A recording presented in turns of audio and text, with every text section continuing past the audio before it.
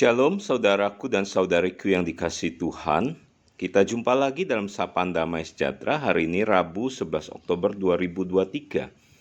Saudara, kita akan kembali melanjutkan Samas dengan sharing dari keluarga-keluarga yang menjaga komitmen pernikahannya dengan melandaskannya kepada firman Tuhan. Hari ini kita akan mendengarkan sebuah kesaksian dari seorang teman yang tinggal di Amerika bersama dengan istrinya bagaimana membagikan pergumulan pernikahan mereka. Dan mereka kembali akhirnya kepada Tuhan dan mendasarkan komitmen pernikahan itu di dalam kebenaran firman Tuhan. Sebelum kita mendengarkan sharing ini, mari kita berdoa terlebih dahulu. Selamat malam saudara-saudara yang dikasihi Tuhan. Terima kasih atas kesempatan yang diberikan kepada kami untuk memberikan kesaksian mengenai pernikahan kami. Nama saya Jayanto, Kang Sudarmanto. Saya Sarastiawati, halo. Usia pernikahan kami saat ini memasuki tahun yang ke-22. Saya di sini bekerja sebagai electrical engineer di oil and gas company. Saya business owner. Dalam kesempatan ini kami ingin membagikan bagaimana pernikahan kami mengalami goncangan. Saya pikir setelah melewati 5 tahun, pernikahan kami sudah cukup stabil. Dan apalagi setelah melewati tahun yang ke-10, 15, tapi ternyata saat kami mengalami selisih pendapat, seringkali apa yang kami lakukan adalah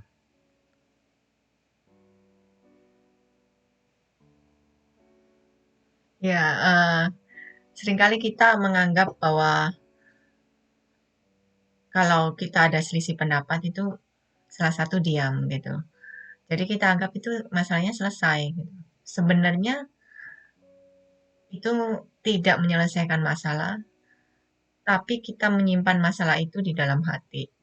Dan nanti satu saat kalau ada triggernya lagi, itu akan menjadi another big problem. Itu terjadi pada tahun 2019. Jadi waktu itu saya lost a lot of money ya. Saya lost my business waktu itu. Dan kita nggak expect segitu banyak kita rugi gitu ya. Jadi waktu itu memang bisnis saya, si Jai tidak begitu ikut campur. Dan saya juga nggak suka dia ikut campur gitu. Kemudian karena permasalahan itu akhirnya jadi merepet kemana-mana. Long story short, akhirnya jadi ke permasalahan rumah tangga juga karena segalanya jadi ruwet karena dia bilang kok saya nggak terbuka sama dia dan jadi banyak hal gitu. Campur aduk jadi satu. Nah saat itu di tengah-tengah situasi yang begitu chaotic ya, saya sama Jai itu bingung mau start dari mana gitu. Sempat sepertinya kami udah nggak ada harapan gitu. satu kesalahan yang saya lakukan adalah saya merasa bahwa saya sebagai kepala keluarga, saya yang harus memimpin dan saya yang harus punya kontrol. Dan seringkali kata-kata C yang tidak boleh kita ucapkan sama sekali, itu seringkali keluar dari mulut saya untuk mengultimatum Sarah untuk dia nurut. Jadi saya sering bilang, kan firman Tuhan bilang kamu istri harus tunduk pada suami. Jadi kamu harus tunduk, harus nurut sama ini saya, sama pendapat saya. Gitu. Apalagi saya sering merasa bahwa pendapat saya itu yang benar. Seperti kasus yang bisnis dia hilang banyak uang, itu saya udah kasih peringatan sebelumnya. Saya udah bilang, nih kamu udah rugi sekian. Udah stop aja, jangan lanjut lagi gitu kan. Makanya ketika benar-benar habis dan uang kita habis banyak, saya benar-benar marah gitu. Karena saya udah kasih peringatan, udah kasih tahu sebelumnya bahwa ini udah rugi, arahnya udah rugi gitu loh. Udah stop, jangan lanjut lagi. Tapi dia nggak mau, malah dia berusaha untuk selamatkan bisnis itu dan menghabiskan semua cadangan uang kita yang ada. Jadi dari situ memang situasinya jadi chaotic banget ya. Selama 2019 itu usia pernikahan kami 18 tahun. Jadi selama 18 tahun kami menikah, itu kita kalau berantem gitu, ada problem, dan dia ultimatum begitu, saya diem aja gitu. But at that moment, saya thinking, enough is enough gitu. Saya, oke, go ahead gitu. Dia ngomong begitu, saya ngomong go ahead. Dan dia tidak expect itu terjadi. Dan itulah yang membuat permasalahan semakin nggak bisa dikontrol gitu. Jadi semakin membesar kemana-mana. Jadi Ya, sempat sampai kita nggak bicara. ya Saya kira 2 minggu udah ini. ya. Iya, dan Ya, saya sempat sempat keluar pergi. rumah dia. Ya, Sempat keluar dari rumah dia. saya memang nggak menyangka dia bilang, ya udah kalau memang mau seperti itu. Saya kaget gitu loh, karena saya ya masih sayang sama dia. Gitu. He didn't expect Nggak that pernah one. terpikir gitu kan. Tapi Uh, ya ego saya sebagai laki-laki, saya nggak mau mundur gitu kan, pantang mundur, maju terus gitu kan. Oke, kalau mau begitu, ya udah saya dengan emosi saya pergi tinggal di tempat lain selama berapa hari, tapi ya nggak bisa bertahan lama juga gitu. Dan saat ngalamin seperti itu saya ingat bagaimana Tuhan membawa kami, satu hal yang selalu kami banyak pindah dari satu tempat ke tempat yang lain gitu ya. Selalu yang pertama yang kami cari adalah gereja. Yang kedua kami cari gereja yang ada komsel atau life group. Jadi biasa kami juga kalau pindah ke satu kota berjemaat di situ, kami tidak mau pindah ke gereja yang lain. Nah, kami biasa tetap berjemaat di situ meskipun ada masalah di gereja itu kami tidak mau pindah. Dan ketika kami pindah ke sini ke Texas, kami sudah berjemaat di satu gereja, tapi selama setahun kami merasa tidak banyak mengalami pertumbuhan.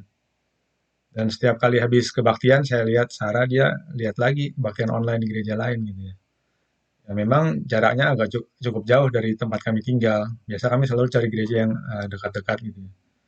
Tapi setelah berapa minggu saya lihat, ya karena dia nggak pernah ngomong gitu kan masalah apa yang dialami di bisnisnya. Setelah itu saya lihat, ya udahlah kita ke sana aja gitu kan. Kita udah tinggal di kota ini, kenapa kita nggak ke sana meskipun agak jauh. nah, dari situ akhirnya that's the process ya started gitu. Kita sebenarnya udah complicated banget. Cuman saya waktu itu saya cuman ingat saya cari bantuan tuh dari gereja karena saya ngerasa kalau cari orang, cari temen nggak akan ada yang bisa bantu. Udah complicated banget gitu. Jadi saat itu memang kita diarahkan ke counselor dan terus kita ikut life group juga, kita ikut marriage class juga setiap minggu. Dan itu perubahan tidak otomatis terjadi, tapi um, kita belajar gitu.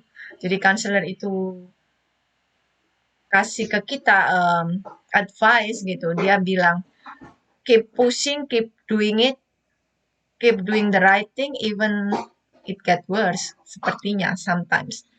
Tapi salah satu hal yang betul-betul signifikan yang kita lakukan, kita start doa bersama setiap pagi. Kelihatannya cuma simple things, tapi itu yang betul-betul mengubah kita berdua. Jadi dari situ kita belajar bahwa kalau pernikahan kita mau diubahkan, kita start itu sama diri kita. Kita minta sama Tuhan, Tuhan ubahkan saya.